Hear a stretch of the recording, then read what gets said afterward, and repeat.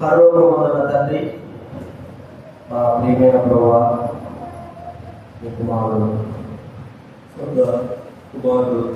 యేసుక్రీస్తు వారి నామములో మేము ప్రార్థనలు కూర్చుంటున్నాం. మీరు మాకు ఇచ్చినటువంటి దివ్యకరమైనటువంటి దైవ వాక్యాన్ని స్తోత్రాలు. వాక్యం శరీరాన్ని వచ్చాం. ఎటువంటి కట్టం పెట్టిన వాడిగాను ప్రాణాత్మకమైన మూడులతో సహా విభజించేదిగా ఉన్నందుకు మీకు కృతజ్ఞతలు చెల్లిస్తారు. ప్రభా, మీ మాటలు కొన్ని స్తోత్రాన్ని స్వరాన్ని ఆచరిస్తున్నారు. మీ కృపకు తండ్రి, మీ వాక్యంతో మాట్లాడండి, మీ చిత్త నెరవేర్చండి, మేము పరీక్షించుకొని పనులు చేయడానికి సహాయం చేయవలసిన మనం చేస్తూ ప్రభా, మరి వినగా చెయ్యి దయచేయాల మనసు మాకు దయచేయవలసిన మనం చేసుకుంటున్నాం. కృతజ్ఞతలు చెల్లిస్తూ యేసు నామమున ప్రార్థించడి వెళ్తున్నాం తండ్రి.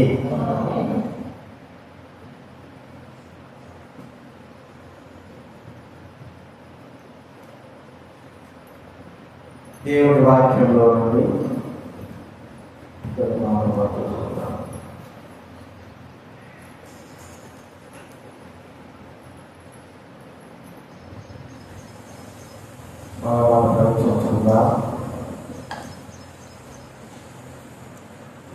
కొరింథీ రాసిన మొదటి పత్రిక 10వ అధ్యాయం. కొరింథీయులకు రాసిన మొదటి పత్రిక 10వ అధ్యాయం 16-17 వచనాలు అందరూ వర్గాలు చదువుతున్నా. మొదటి కొరింథీ రాసిన పత్రిక 10వ అధ్యాయం 16-17 వచనాలు అందరూ కూడా కథ చదువుతున్నా. సండే స్కూల్ నోట్గా బయటకు వచ్చారు. మీ ఊరికి వస్తారా? ఎందుకు వచ్చారా బయటికి మీరు?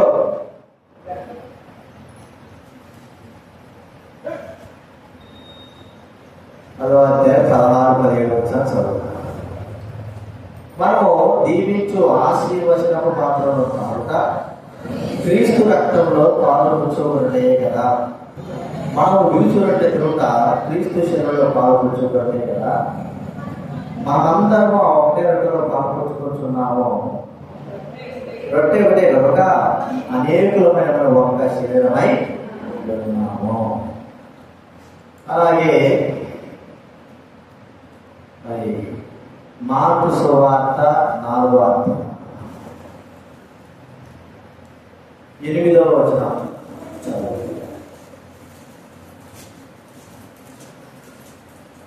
మార్కు సువార్త 4వ అధ్యాయము 8వ వచనం మనం అందరూ కలచదు. కొన్ని మంచి నేలను పడినో అవి మలచి పెరిగి పైనై 30 60 100 ఫలించును. అలాగే మత్తయి సువార్త 13వ అధ్యాయం 8వ వచనం 13వ అధ్యాయం 8వ వచనం. కొన్ని మంచి నేల పడి ఒకటి 100 ఒకటి 60 ఒకటి 30 ఫలించును. అలాగే లూకా సువార్త 8వ అధ్యాయం 8వ వచనం. లూకా రాసిన సువార్త 8వ అధ్యాయము 7వ వచనం. అందరం చదువుకుందా? లూకా రాసిన ఆ పిల్లలు అక్కడ పంపించాను, తీసుకొని వదిలిపెట్టాము. లూకా సువార్త 8వ అధ్యాయం 8వ వచనం. అందరం చదువుకుందాం. మరికొన్ని మంచి నేలను పడినో అవి మొలచి 100 ఫలించను.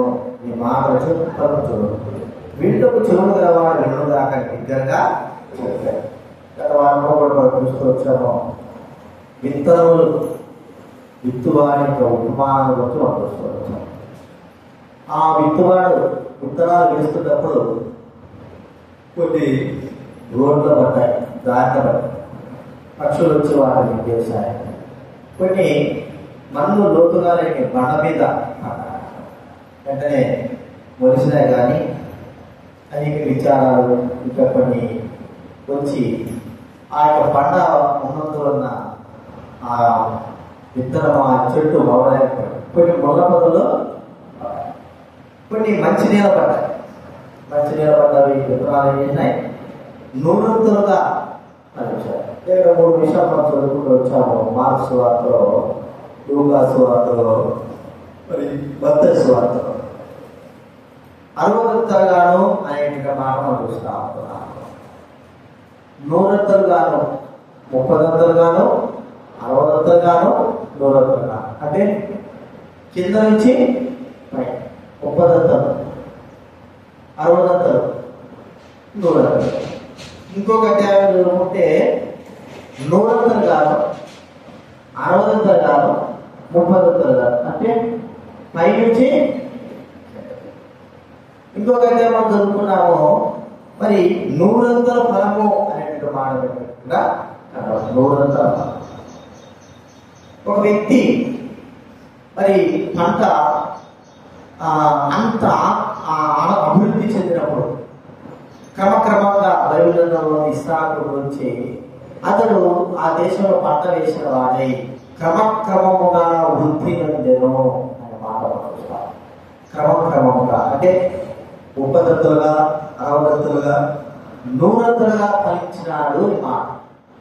అంటే కొయ్యబుద్ధి అతని యొక్క ఆశీర్వాదం పెరుగుతా వచ్చింది.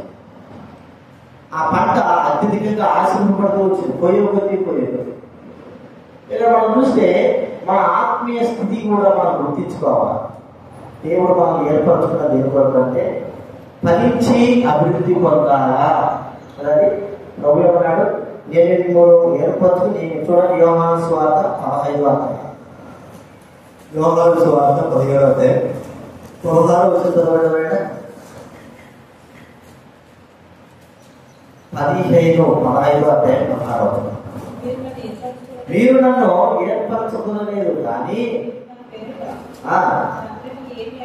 తండ్రిని ఏమి అడుగులో మీరు వెళ్ళి ఫలించుటకు నేను మిమ్మల్ని ఏర్పరచుకొని నియమించిందని. మీరు వెళ్ళి ఫలించడానికి నేను మిమ్మల్ని ఏర్పరచుకున్నా. చూడండి, భౌతికంగా మన పంట దినదినము అభివృద్ధి కావాలని కోరుకుంటాం. మరి ఆ విత్తనము యొక్క ఫలము అలా ఉంటుంది. విత్తనం ఒక్కోసారి పంట విరివిగా ఉంటుంది. ఒక్కోసారి మనం ఎంత మంచి గింజలు వేసినా కూడా ఈ పంట పరిస్థితులను బట్టి ఏమైపోతాయి, అవి పండుకోకుండా ఆరిపోతాయి. అయితే ఆ ఎండిపోయినట్టుగా మనం చూస్తా ఉంటాం. పంట మనము అనుకున్న దానికంటే తక్కువగా వస్తుంది. కాబట్టి ఇక్కడ మనం చూస్తా ఉంటే మరి ఆత్మీయ స్థితి కూడా, మన ఆత్మీయ స్థితి ఇక్కడ ముందుగా విలాసని మీరిద్దరు ముందు వెనక అసలు కూర్చోకూడదు. ముందుగా ముందు నువ్వు కూడా విలాసం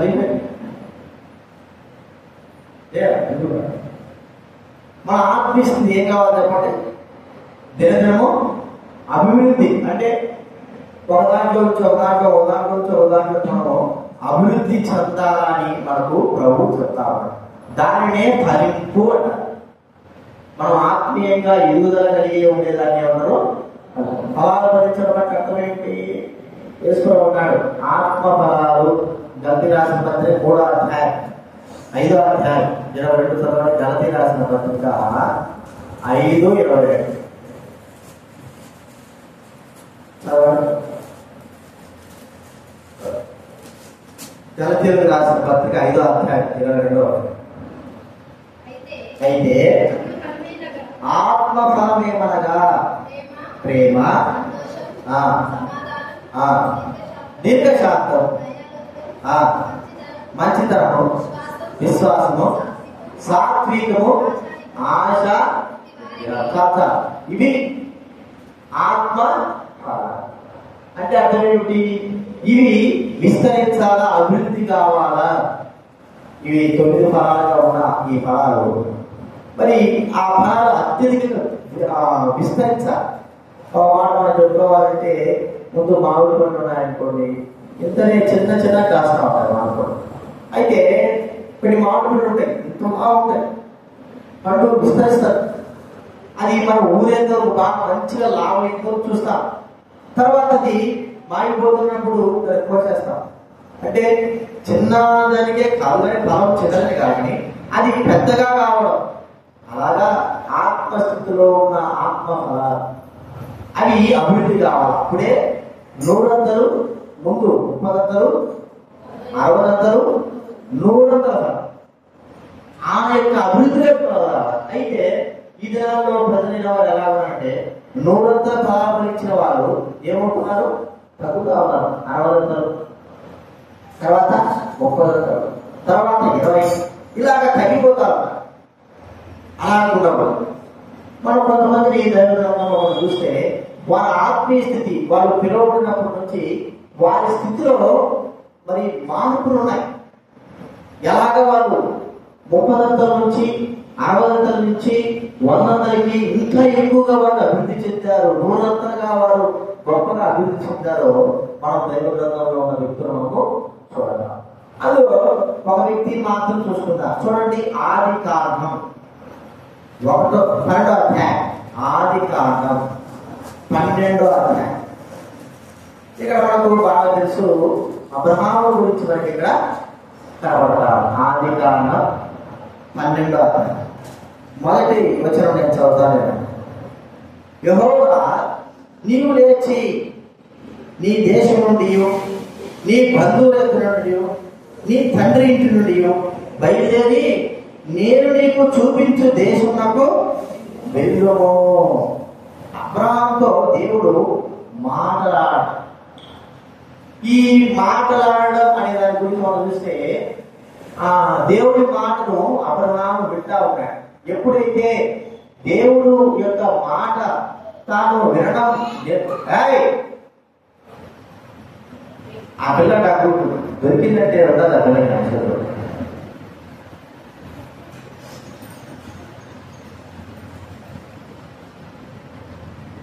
చూస్తా ఉంటే దేవుడి మాట వినడం ప్రారంభించినప్పటి నుంచి ఇక ప్రతి దినము ప్రతిరోజు ఆయా సమయాల్లో దేవుడు తనతో మాట్లాడుతూనే ఉన్నాడు కదండి.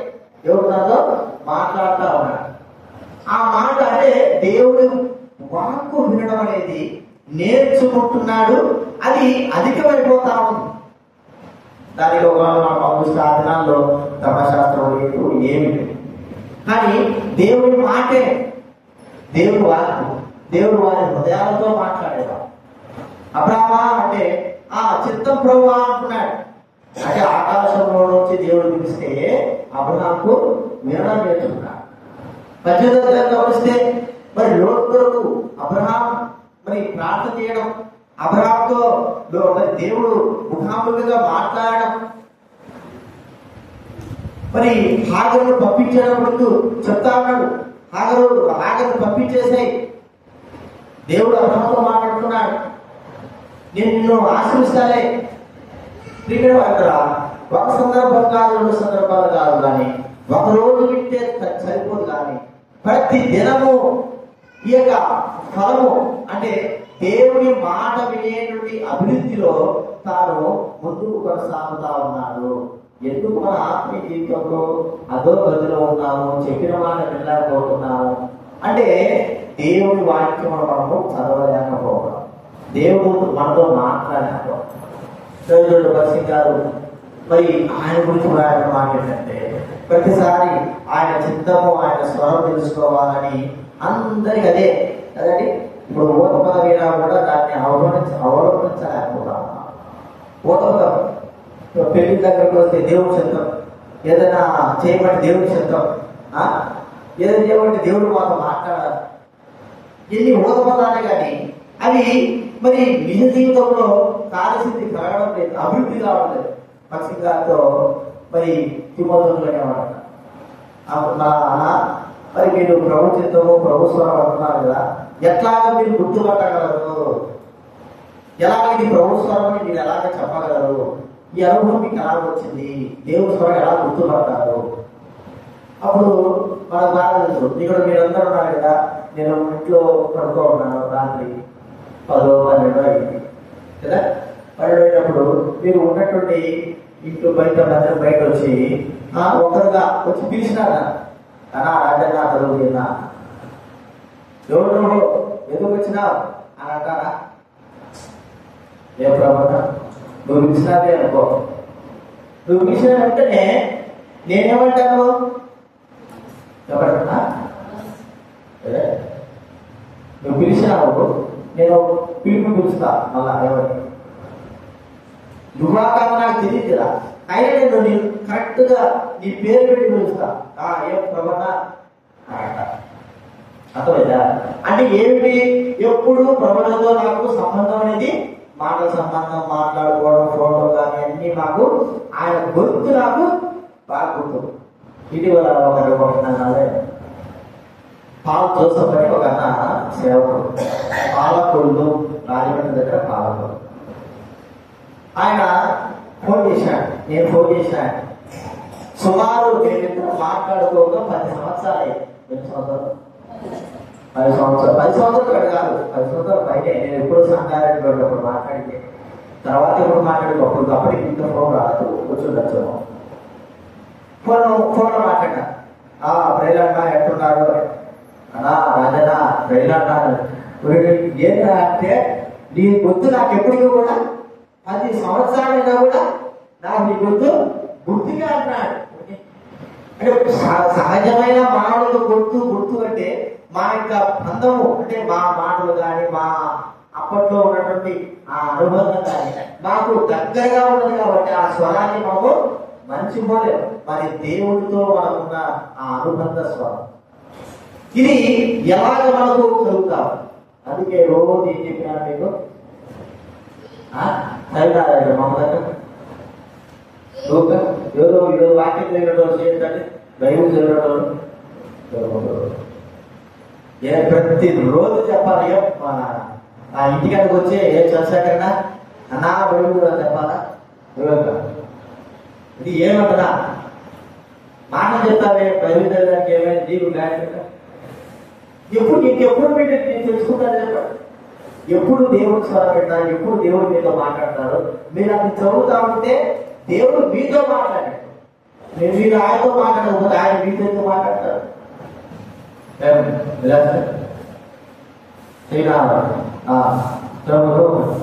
అదే మర్చిపోయావు, నాకే మర్చిపోయావు. నువ్వు ఏమే కష్టాలన్నీ వెళ్ళాలి, ఇంకెందుకు దేవుడు నాకు అంతేనా? దేవుడి వాక్యం మనం ఏం చేయాలి చెప్పండి? చదువుతా ఉంటే ఆయన తన స్వరాలు వినిపింపజేస్తాడు. దేవుడి వాక్యం చదవడం అర్థం ఏంటి? దేవుడు మనతో మాట్లాడడం. అర్థమైందో? దేవుడు మనతో మాట్లాడడం. ఒకసారి మరి మద్రాసులో ఒక సింగంకులు ఆయన ప్రార్థన చేసుకుంటా ఉన్నాడు, వాక్యం చదువుకుంటా ఉన్నాడు. ఒక అంకులు పోయి టీ ఇచ్చినాడు. టీ అడిగితే మరి తాగా మళ్ళీ మా మంచిగా పోయినాడు. అప్పుడు ఏదో భోజనం పెట్టాడు.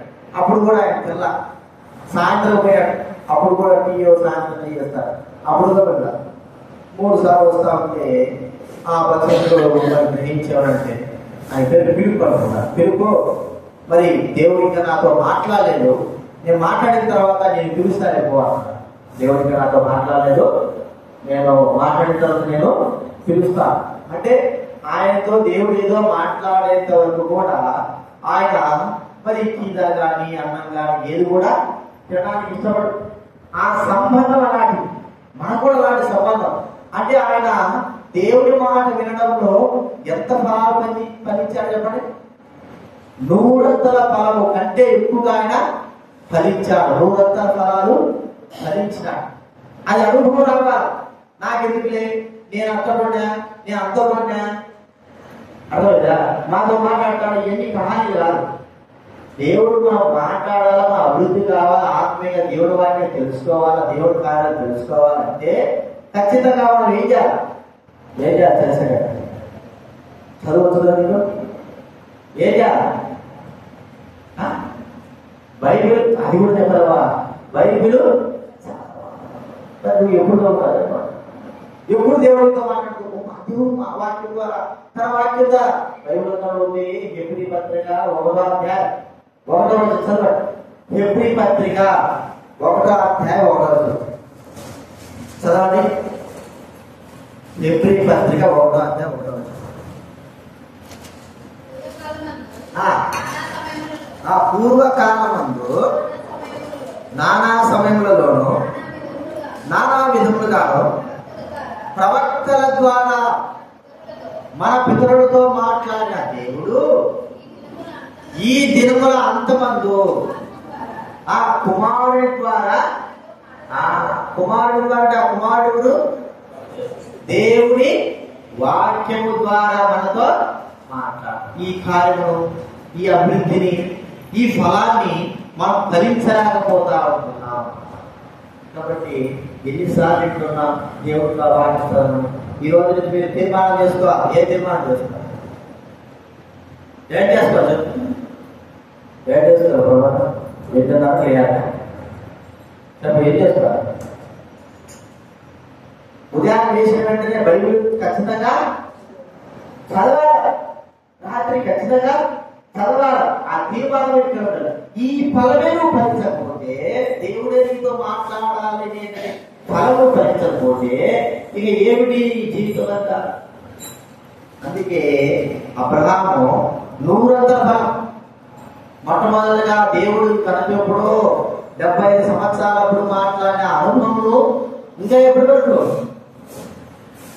అబ్రహాము తన కుమారుడు ఇస్సాకు వివాహం చేసేంత అనుభవములు కూడా, అంటే 70, 40, 80 సంవత్సరాలంత జీవితాల్లో కూడా ఆయన 80 సంవత్సరాలు అయిపోయేటప్పుడు కూడా ఆయన ఆ వాక్యం ఏం చేస్తాడు?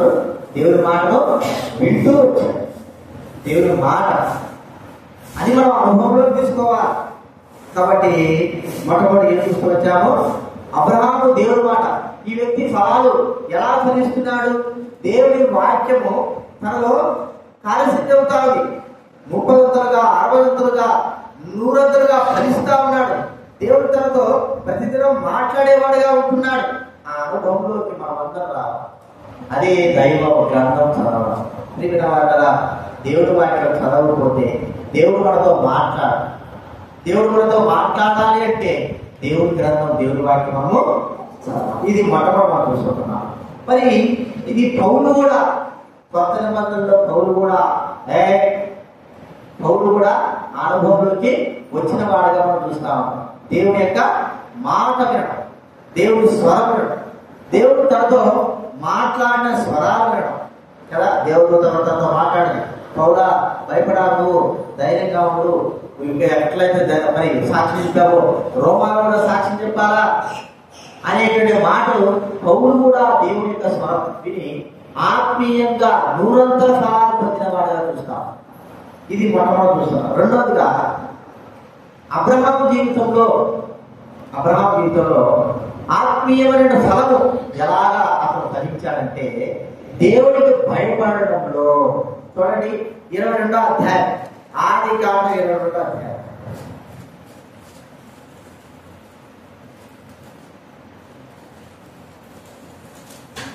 పన్నెండవ వచనం, 22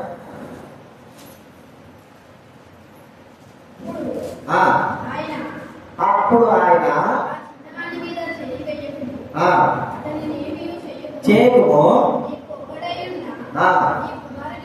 నీ కుమారుడు నాకు వెనుదీయలేదు కనుక భయపడు వాడవని నాకు కనబడుతున్నది. మొట్టమొదటి ఏమడిగాడు? నీ కుమారుడు నాకు బలిగా నీవు ప్రేమించేవాడిని అన్నాడు. మరి అర్పణగా బలిగా ఏమన్నాడు? అయితే ప్రభువు దేవదూత చెబుతున్న మాట ఏంటంటే, నువ్వు మరి నాకు భయపడాలి. అవుతాడు రాయ్ కొట్టి చూడరా, వాడు పంపలే పంపలేదు. కానీ తర్వాత మహారాజ్ ఇక్కడ మనం చూస్తే మరి భయపడువాడు దేవునికి భయపడు. మీరు ఎవరికైనా భయపడిపోయే పడకపోయినా దేవునికి భయపడ అంటాడు. నేను ఎవరికి భయపడతాను, నాకెవరంటే దక్కలేదు అంటాడు కదా. అయితే దేవునికి మాత్రము భయపడవలసిన వాడు, మనం భయపడాల్సిన వాడు ఎవరు? ప్రభువే. చూడండి యెషయా గ్రంథం 8వ అధ్యాయం 13వ వచనం. యెషయా గ్రంథం 8వ అధ్యాయం 13వ వచనం చదవగలరా? బైబిల్ మధ్యలో చదువుతుంది 76. సైన్యములకు అధిపతి యెహోవాయే ప్రభు పరిశుద్ధుడు. చూడండి, మీరు భయపడవలసిన వాడు ఆయనే, ఆయన కోసమే. దిగులు పడాలి. ఎవరంటే మనం భయపడాల్సింది ఎవరు భయపడాలా? దేవుడికే భయపడాలా, ఆయన కోసమే దిగులు పడాలా. కాబట్టి ఆయన కోసమే భయపడవలసిన వారంగా ఉంటున్నాం. మరి నరుడు నీకు భయపడుట అనుగుణ్యము అంటే దేవుడికి భయపడ. దేవుడికి భయపడడం అంటే ఎందుకు భయపడతాను అంటే, మనము దేవుడికి భయపడే కొద్దీ, దేవుడు ఉన్నాడు అనేది భయం మనలో ఉండే కొద్దీ మనము పాపము చేయము, మరి మంచి మార్గం నడుస్తాము. దేవుడు ఉన్నాడని భయం ఉండే కొద్దీ దేవుడి కార్యాలకు, దేవుడి మందిరానికి, దేవుడి సన్నిధికి మనము క్రమంగా వెళ్తాం. బైబిల్ గ్రంథంలో ఉంది, నువ్వు దేవుడి మందిరంలో వెళ్ళినప్పుడు నీ ప్రవర్తన జాగ్రత్తగా చూసుకోవాలని అర్థం ఏంటి? భయం కలిగి జాగ్రత్తగా ఉండు అని అర్థం. అర్థమైందా? భయము దేవుడి కార్యాలంటేనే భయపడాలి. అయ్యో ఈరోజు దేవుడి మందిరం కదా, నేను మరి ఇలా ఉండగలుగుతుంటున్నాను. భయం లేకపోతేనే మనము విచ్చలవిడిగా తిరుగుతాం. దేవుడు అంటే భయం లేకుండా, కొద్దిగా క్రమం లేకోకుండా, పద్ధతి లేకోకుండా తిరుగుతాం. ఏమిటి? భయం లేకపోవడం ద్వారా. భయం ఉంటే దేవుడి సన్నిధిలో మనం కనబడాలా? చూడండి, ఏదైనా మందిరంలో మీటింగ్ జరుగుతుందనుకో, కార్యాలు జరుగుతుందనుకో, వాళ్ళు ఎంత భయం లేకుండా ఉంటారంటే, మనం తెలిసిన సంఘంలో మందిరము గొడ్డుకుండా పాల్గొంటారు. మందిరము ఇదే మందిరం, ఆ మామూలు చెట్టు మందిరం, ఇది మామూలు చెట్టు. మరి దేవుడు భయపడడం లేదు. ఒకప్పుడు భయపడేది, కఠినమైపోయింది. దేవుడి మందిరం జరుగుతున్నా కూడా ఆ మామూలు చెట్టు ఇల్లు వస్తే ఆ ఇంటిలోనే కూర్చోవడం కానీ అక్కడక్కడ తిరుగుతుంటది కానీ కనీసం మందిరంలోకి అడుగు పెడతామని భయమే. ఎంత దౌర్భాగ్యం ఉందంటే భయం విడిచిపెట్టేసి, మానవుడు భయం విడిచి ఏం చేస్తున్నాడు చెప్పండి? పాపము విచ్చలవిడిగా చేస్తున్నా. భయము విడిచి హృదయపూర్వకంగా పాపం చేయడం. దానికి కారణం ఏంటంటే భయం లేకపోవడం. మనము దేవుడి కార్యాల్లో అభివృద్ధి చెందకపోవడం.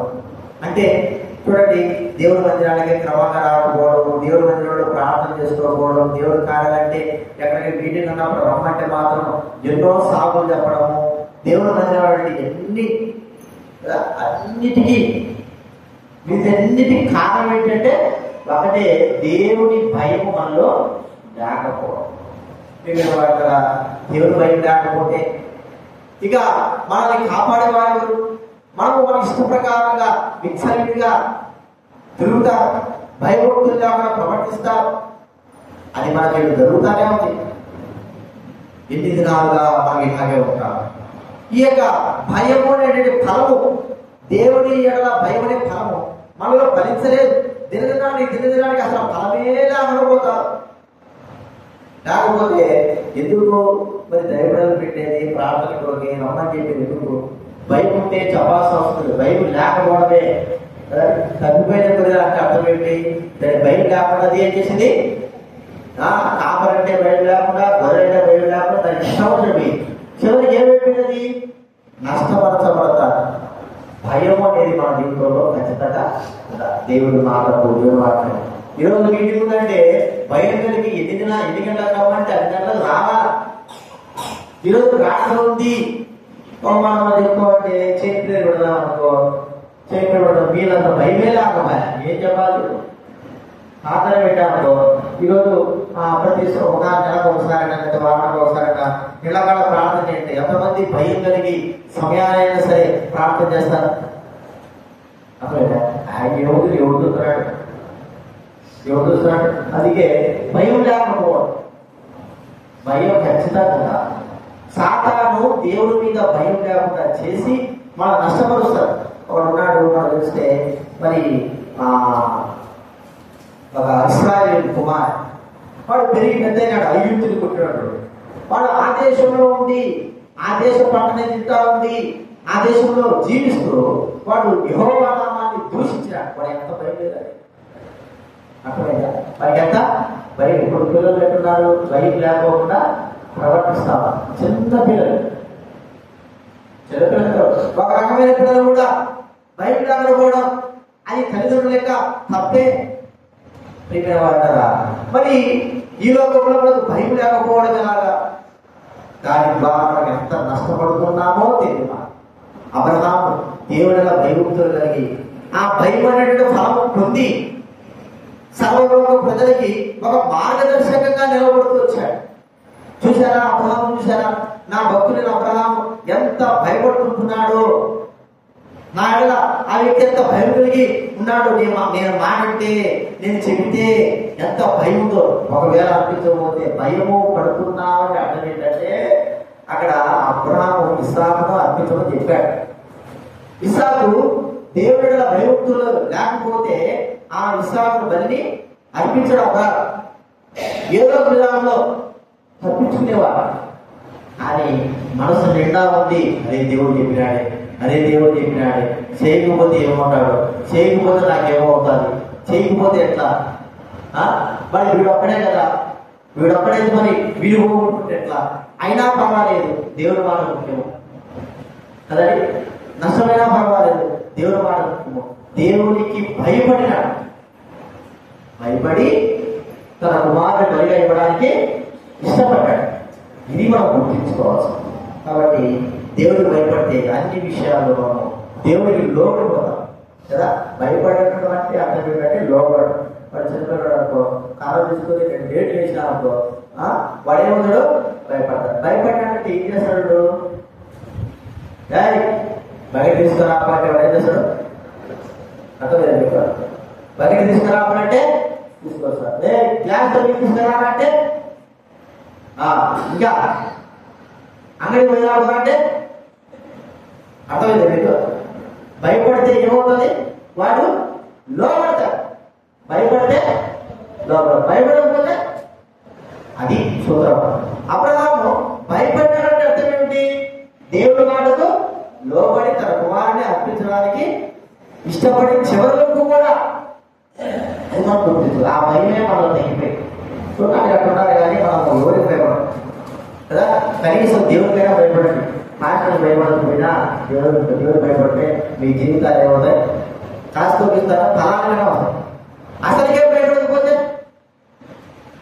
భయమే కాబట్టి కఠినమైపోతే ప్రేమ వాళ్ళ విచ్చలి స్థితిలో ఉండి మనం నష్టం అనుభవించాల్సి ఉంటుంది. ఇది రెండో మనం చూసుకుంటున్నాం, భయపడేటువంటి స్థితిలో. మరి అపోజిట్ పౌరుడు కూడా దేవుడికి భయపడినాడు, దేవుడి మాట. మరి అన్ని విషయాల్లో భయం కలిగిన వాడుగా పౌరుడు తీసుకొని వచ్చాడు. మూడోది మనం చూస్తా ఉంటే దేవుని ప్రేమించే విషయంలో అబ్రహాము 30 నుంచి ఆ 100 విన్నాడు. దేవుని ప్రేమించే విషయం కదండి. ఎట్లా ప్రేమించే విషయంలో, దేవుని ప్రేమించే విషయంలో అభివృద్ధి చూడండి. మొదటి దశలోనికి రాసిన పత్రిక, మొదటి దశలో తిమోతికి ముందు ఉంటుంది. మొదటి దశలోనికి రాసిన పత్రిక 3వ అధ్యాయం 13వ వచనం కదా.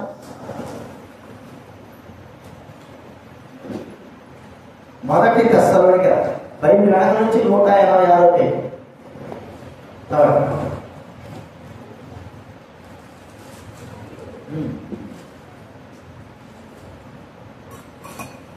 మరియు మన ప్రభువైన యేసు తన పరిశుద్ధులందరితో వచ్చినప్పుడు మన తండ్రి అయిన దేవుని ఎదుట మీ హృదయములను పరిశుద్ధత విషయమై అనిత్యమైనవిగా ఆయన స్థిరపరచుటకై మేము మీ ఎడల ఎలాగో ప్రేమలో అభివృద్ధి పొంది వర్తిల్లుచున్నామో అలాగే మీరు ఒకరి ఎడల ఒకడు మనుషులందరి ఎడలను ప్రేమలో అభివృద్ధి పొంది వర్ధిల్లునట్లు ప్రభువు దయచేయునుగాక.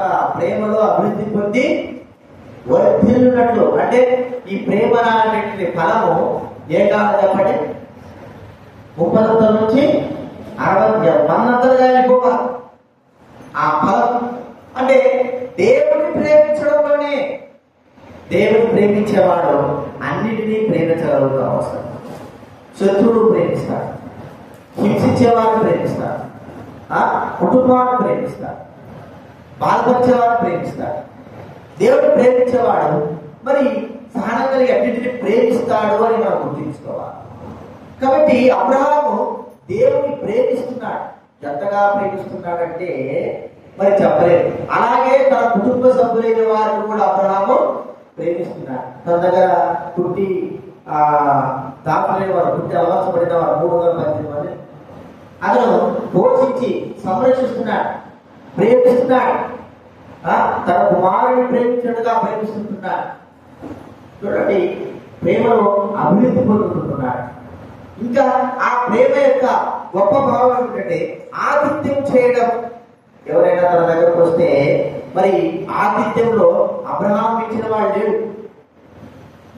కదా ప్రభువే 3 వ్యక్తులుగా వచ్చినప్పుడు మరి వారిని కూర్చోబెట్టి ప్రభు వారికి ఎంత గొప్ప ఆతిథ్యం చేశాడు చెప్పండి. దేవతలను తీసుకొచ్చి రొట్టెలు చేసి ఇక అన్ని ఏవేవో అన్ని పెట్టి ప్రభు దగ్గర నిలబడ్డాడు. ఆతిథ్యం చేయడంలో కూడా అదేంటంటే ప్రేమ కలిగిన వాడు ఆతిథ్యం. కొంతమంది మేము అప్పుడప్పుడు ఎప్పుడైనా మీటింగ్ పోవాలని చెప్పి ఫోన్ చేస్తాను. మాకు తెలిసిన ఎవరు చుట్టుపక్కల వాళ్ళు ఏం చేశారంటే, అయ్యా మేము వస్తున్నాము, కొద్దిగా ఎవరు ఇంట్లో ఖాళీ ఉందా అని అడిగితే ఒక్కొక్కడు తప్పించుకోవడానికి ఏం చేశాడంటే, అన్నా అప్పుడు ఆలోచిస్తే చెప్తారు కదా అంటాడు. అది వచ్చి గుర్తే చూసుకోవాలి కదా, వాళ్ళు ఆలోచిస్తారేనా అంటాడు. ఒకడేమంటాడు, అన్నా మీకు ముందే చెప్పింటే సరిపోతుంది, ఇంకొకరు వస్తున్నారన్నా. అరే రాత్రి కేవలం పడుకోవడానికి కదా ఆయన స్వామి, కాలు బాగాలేదు కదా, కొంతమంది జనాలు మన కాలు కొడుతారని నేను అనుకుంటే ఒకడైతే అసలు ఫోన్ చేస్తారా అంటే వారికి ప్రేమ ఎట్లుంది దాన్ని బట్టియే మనము గ్రహించుకోవచ్చు. ఇక్కడికి మా దగ్గరికి ఎప్పుడు వచ్చినా ఎవడైనా సరే ఎక్కడైనా మనం వస్తున్నామంటే సరే నేను ఉంటే ఖచ్చితంగా నువ్వు రావాలి. నువ్వు వచ్చి ఆతిథ్యం ఉండవు. 1 రోజు 2 రోజులు కాకుండా నాకు కలిగిన దాంట్లో ఖచ్చితంగా మేము హైదరాబాద్ ఉంటే ఎవరు వచ్చినా సరే ముందు మా దగ్గరకు వస్తారు. అక్కడ ఆతిథ్యం అంటే అక్కడ ఉండి అక్కడి నుంచి వేరే దగ్గరికి ఎక్కడికైనా వెళ్ళడానికి కూడా వాళ్ళకి ఆశ. మనం చేసే పని అదే. మొత్తం మనం ఎక్కడికైనా వెళ్తాము, వారు కూడా మనల్ని స్వీకరించేవారుగా ఉంటారు. ఆతిథ్యము అనేది మనం చూసుకోవాలి. ఆతిథ్యం లేకపోతే దాంట్లో ప్రేమగా కనబడతాం. దేవుడిగా మనం ఎలా ఉన్నాం? ప్రేమ కలిగిన వారంగా దేవుడి సంఘాన్ని ప్రేమించే వారంగా ఉన్నావా? ప్రేమించే కొద్దీ ప్రేమలో బాధ్యతలు కూడా పెరుగుతాయి. ప్రేమలో ఎన్ని మరి ఆటంకాలు వచ్చినా కూడా ఆ ప్రేమలో మరి ఎన్నో బాధ్యతలను వహించి ముందు కొనసాగాల్సి వస్తుంది. కాబట్టి అబ్రహాము ప్రేమ అనే దాంట్లో ఏమైనా చెప్పండి అభివృద్ధి చెందుతూ వచ్చాడు. వృద్ధులు కావచ్చు. మనం అనుకుంటే ఆమె 90 ఏళ్ళు ఆమె ఎవరు చాలా ముగ్గురికి ఏం చేసింది అన్నం చేయాలంటే పిండి పోయి తీసుకురావాలి. మానికి పిండి ఆమె ఏం చేసి కలిపి రొట్టెలు చేసింది. ఒక రొట్టెని ఏమంటే మాత్రం అయిపోతాను అక్కడ ఒక్క రొట్టెని చెప్తే కనీసం ఆ ముసలామ అంత పిండి పిసికి చేసిందే ఈయన 99 ఏళ్ళ ఆయన ఎట్టున్నాడు చెప్పండి. ప్రయత్నాడు దేవుడిని ప్రేమించడం చూపిస్తాడు. ప్రయత్నాడు నెయ్యి తీసుకొస్తున్నాడు, జుట్టు తీసుకొస్తున్నాడు, అవి తీసుకొస్తున్నాడు, మరి భోజనం తయారు చేసి కూడా తీసుకొచ్చాడు, పెట్టాడు. ఎంత ప్రేమ అంటే ప్రేమ మనసులో ఉంటే కష్టము బాధ అని మనం ఎప్పుడు కూడా అనుకోం. అంతేనా? ప్రేమ మనసులో ఉంటే కష్టము బాధ. మన పిల్లల మీద మన ప్రేమ ఉంటే మన కష్టం బాధపడుతున్నామా? మరి అదే రీతిలో దైవికంగా కూడా మనం ఉండాలి. మనకు కలిగిన దాంట్లో అది మనం గుర్తించుకోవాలా. ప్రేమలో అభివృద్ధి కావాలా. దేవుని ప్రేమించడంలో, దేవుడికి కలిగిన వాటిలో, ఆత్మ సంబంధమైన వాటిలో మనము అభివృద్ధి కావాలి, తగ్గిపోకూడదు.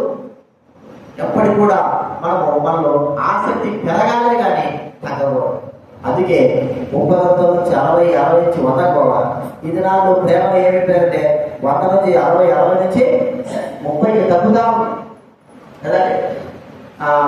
చెట్టు మీద ఒక పండు పండుతా ఉంది. పండు బాగుపడి అది వెంటనే కృషించుకోబోతుంది అనుకో, వెంటనే మాడిపోయేట్టుగా స్థితిలో వచ్చిందనుకో, ఇంకా లావు కావాల్సినటువంటి ఆ యొక్క ఫలము చిన్నగైపోతా ఉంటే అరే ఏదో తగ్గిందిరా, దీనికి ఏదో తెగులు పట్టింది అని మనము ఆలోచిస్తాం అంతేనా. కాబట్టి మనం ఆత్మీయంగా ప్రేమలో ఏం కావాలి? అభివృద్ధి కావాలి. అంత మాత్రమే కాకుండా చివరిగా ఒక మాట చూసుకుంటాము. చూడండి, దేవుని యందు విశ్వాసం ఉంచడంలో మరి 30 60 80 100 అతను అభివృద్ధి పొందుతూ వచ్చాడు. అందుకే చూడండి, 2వ తెస్సలోనికీయులకు రాసిన పత్రిక 1వ అధ్యాయం 3వ వచనం. మేము వెళ్ళినప్పుడు మిమ్మల్ని వచ్చి చెల్లించుటకు బద్ధులమై ఉన్నాము. ఏదనగా మీ విశ్వాసము బహుగా అభివృద్ధి పొందుతున్నది. ఏంటంటే మీ విశ్వాసము బహుగా అభివృద్ధి. విశ్వాసము నిజంగా అబ్రహాము దేవుడు నమ్మినప్పటి నుంచి అతని విశ్వాసము 30 60 100 చివరికి లాస్ట్ ఇక ఏం పేరు పొందాడంటే విశ్వాసులకు తండ్రి. ఎలాగ దేవుడిని విశ్వాసం ఇచ్చాడు?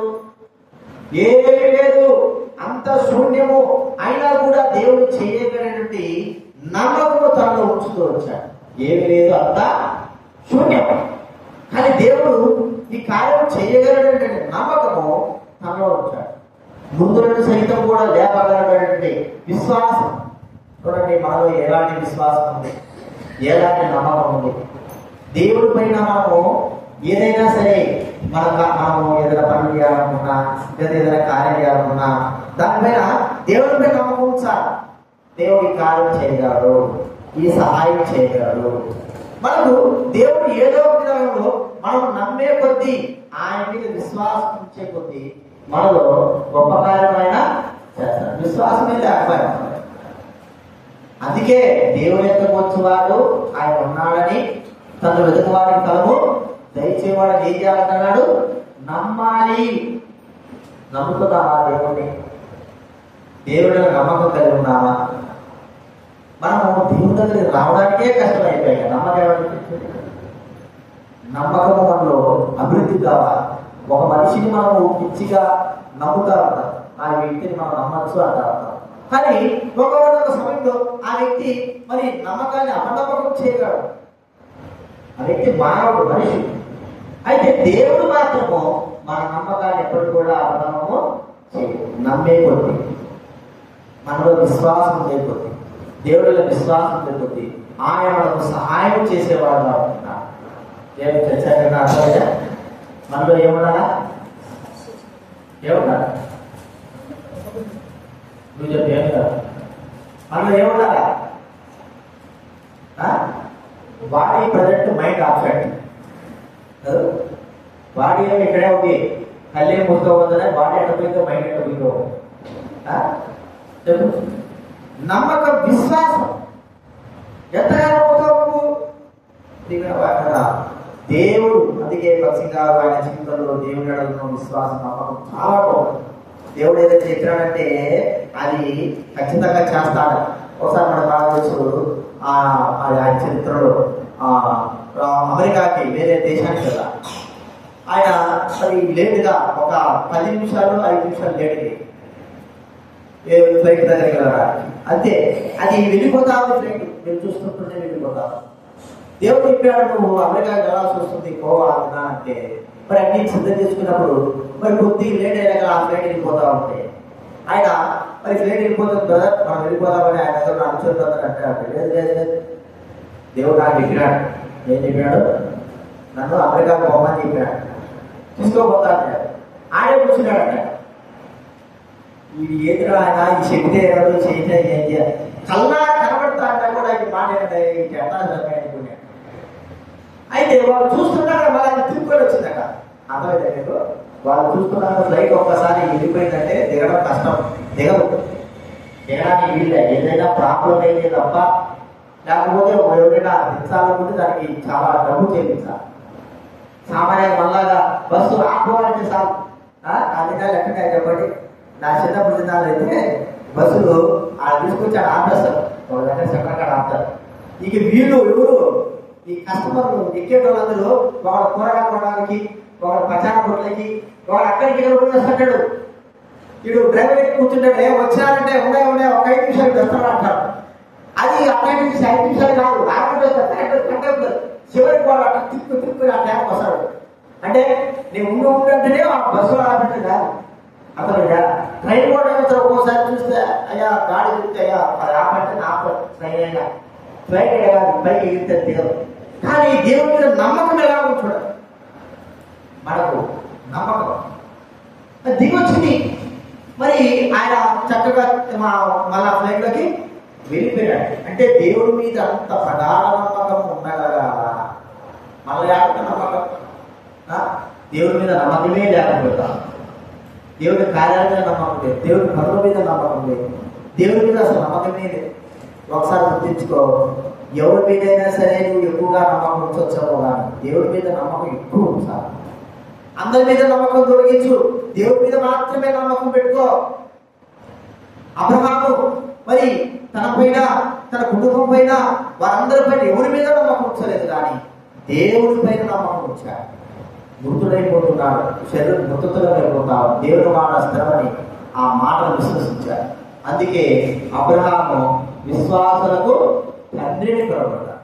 నీలో కూడా అలాగా కట్టాలని విశ్వాసం ఉందా, నమ్మకం ఉందా?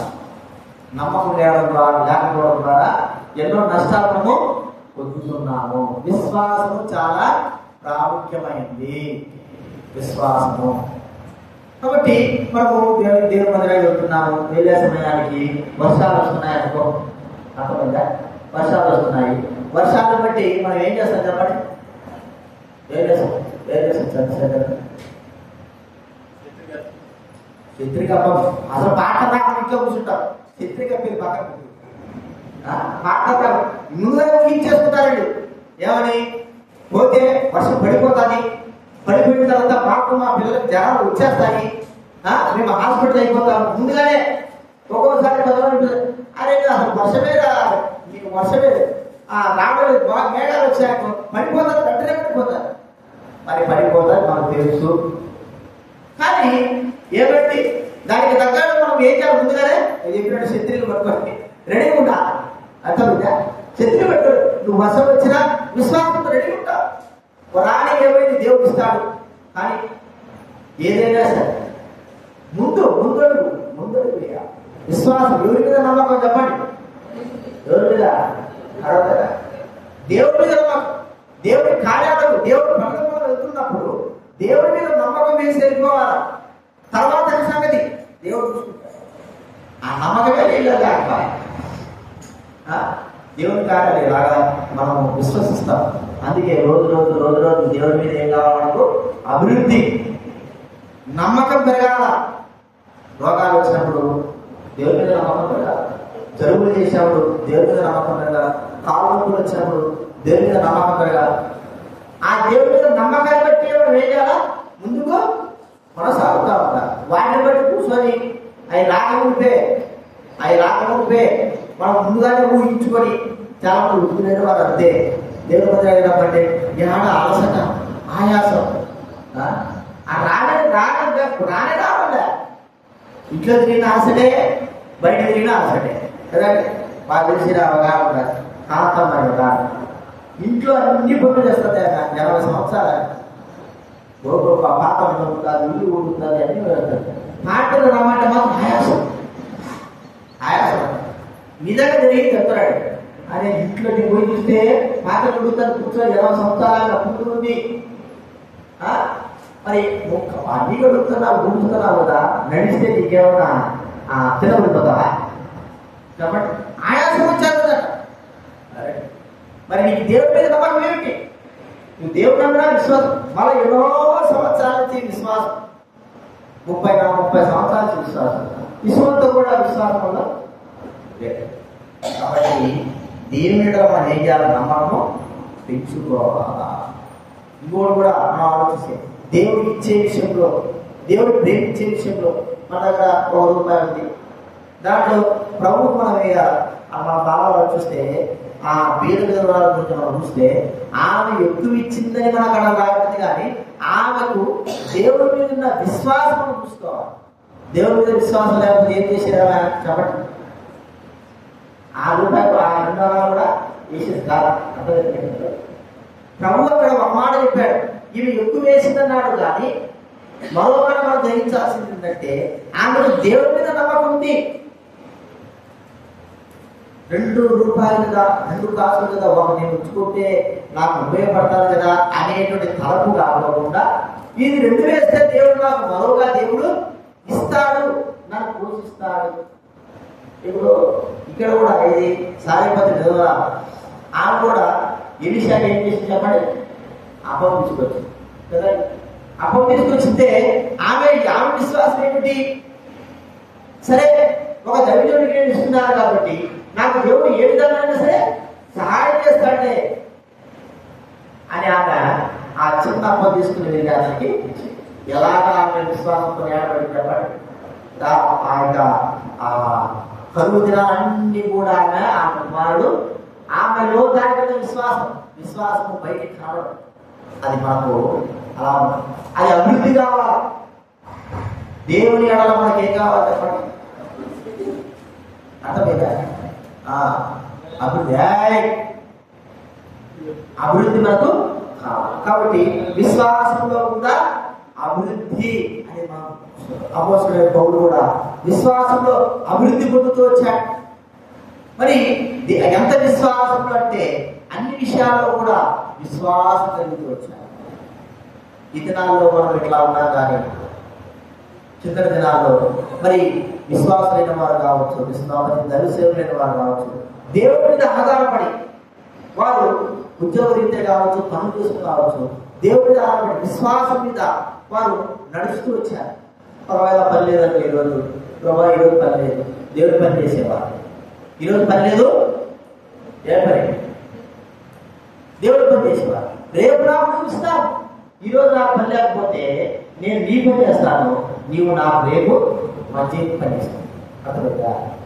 విశ్వాసం. మరి ఈరోజు దేవుడు ఆరాధన మందిరం ఉంది, ఈరోజు పని ఉంది, ఈరోజు పని చేయాలి. కానీ ఈరోజు మనం పని ఆపితే రేపు పని ఉన్నదనుకో. అర్థమైందా? ఇప్పుడు రేపు మొత్తం తెలుస్తారు మీకు అంతా. ఇది వరి నాటకు పోయేటప్పుడు తెలుస్తారు. అర్థమైందా? వరి నాట కరెక్ట్గా ఆదివారం ఏం చేస్తారు? నాటాలని చెప్తారు. అప్పుడు ఎంతవరకు ఉంటారు మీకు విశ్వాసం తెలుస్తుంది జాగ్రత్తగా. అప్పుడు తెలుస్తారు నిజంగా మీరు ప్రభువుని ప్రేమించేవారైతే ఈ ఒక్కరోజు పోతే పోనీ నాకు రేపటి నుంచి వస్తానని చెప్పగలిగే విశ్వాసం ఉండాలా?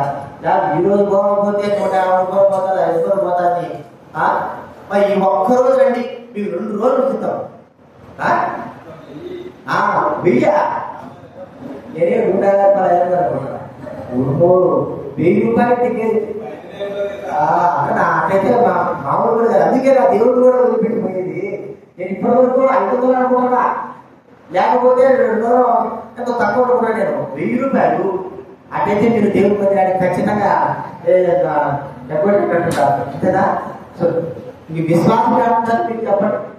వాళ్ళు కూడా చెప్తారు ఈ రోజు వస్తే 2000 ఇస్తాం మీకు అన్నారనుకో.